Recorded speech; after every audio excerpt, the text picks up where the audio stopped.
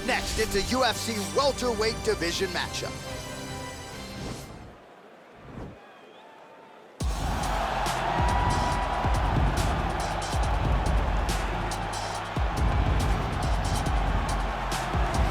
Well, we probably trot out the term well-rounded in modern-day mixed martial arts more than we should, but this fighter certainly fits the bill.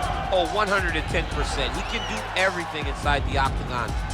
Where he is most comfortable is inside of that 8-sided structure where most men are terrified of being. But for this gentleman, he only wants to be there. When you try to wrestle him, he's able to defend takedowns. If you dare stand and strike with him, he can knock you out. He's got all the tools necessary to become a UFC champion. His first martial art, mixed martial arts, and that's not always the case. He believes that he should have a lot of advantages in this matchup tonight.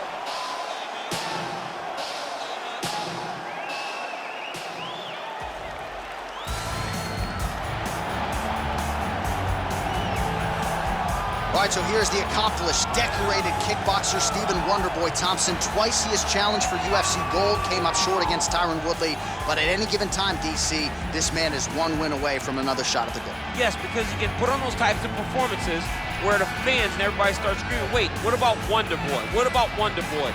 And it does not seem as though Stephen Thompson has you in danger, but every time you're in there with him, you're constantly under duress, because one mistake can be the end of your night. You watch Wonderboy slide out of position very, very subtly as guys trying to tag him.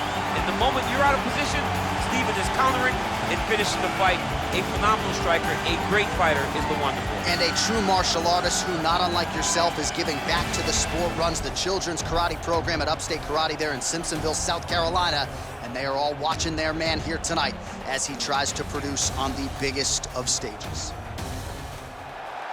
Ladies and gentlemen, this fight is 3 rounds in the UFC welterweight division. Introducing first, fighting out of the blue corner, a mixed martial artist holding a professional record of 16 wins, no losses. He stands 6 feet 1 inches tall, weighing in at 170 pounds. Shavkat Rakhmonov. And now introducing his opponent, fighting out of the red corner. This man is a karate fighter, holding a professional record of 16 wins, 6 losses, and 1 draw. He stands 6 feet tall, weighing in at 170 pounds, fighting out of Simpsonville, South Carolina. And when the action begins, our referee in charge, Herb Dean. Herb Dean, our referee for this one. Ready.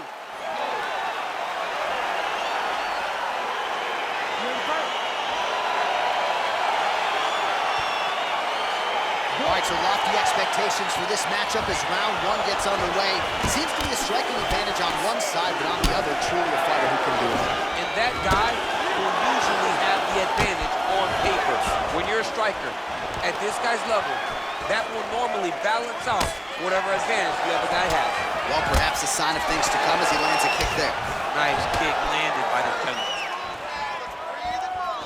All right, he engages in a single collar tie here. Big punch lands over the top. How's he gonna follow this one up? Takedown defense holds up. And they separate.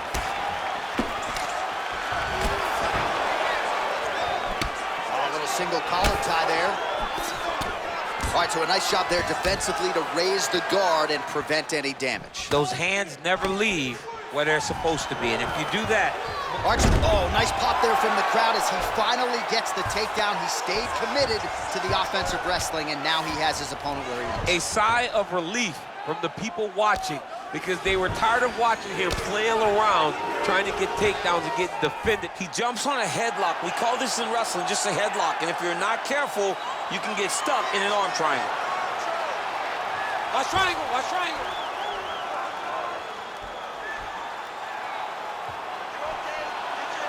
Needs to push the arm to the side, get his head against the mat. Now watch, as he goes to the finish, watch his chest go to the mat. He goes flat. And this might just be a matter of time. Wow.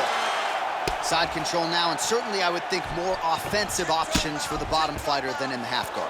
Absolutely more offensive options, because now you can just start to get away. You can just go to a wrestler stand-up.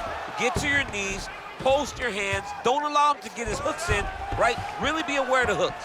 but get to your handstand, up, fight the hands, break away and escape. But it's so much more free-flowing than a half guard in the side control, because all you need to do is just get the opponent's body up, because his legs are just free to move. His legs are not controlling anything. His legs are just free, so you have more freedom to use yours.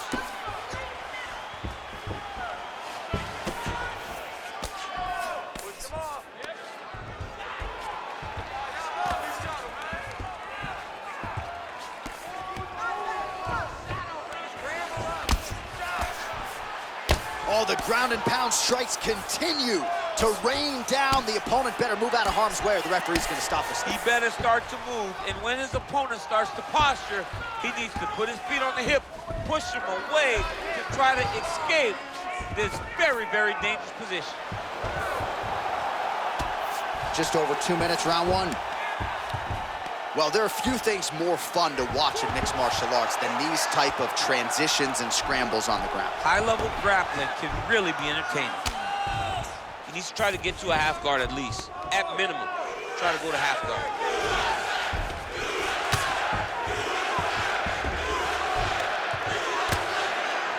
Oh, he's got the ground and pound going now. He's putting him in exactly the positions he needs to be in right now. He's able to relax here. And he understands, being a veteran of so many fights, that as long as he's on top, he's winning. He feels like he's winning here. Man, how fun is this to watch as he continues to dole out damage with the ground and pound? Take it back to the days of guys like Mark Coleman, just beating people up in the ground and pound. This guy is a throwback fighter. He's very fun to watch. Yeah, the Godfather would be proud. Oh, lands with the ground and pound strike.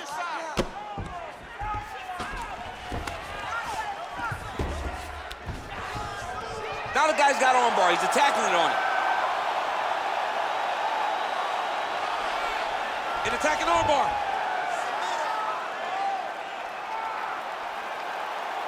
Continuing to try to manipulate the head here. And this might just be a matter of time.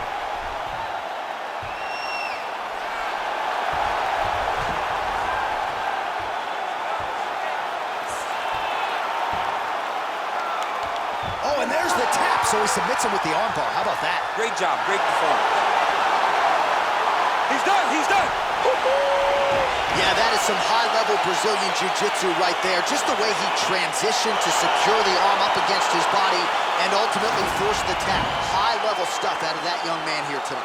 All right, let's take a look back at the replay as he gets it done by submission tonight, champ. I mean, you know, this guy has such a great submission game that you cannot lay in his guard. He's so skilled, he's so tricky, and he's so good at weaving a web that gets you lost in it that he made him pay for it tonight and got the submission victory.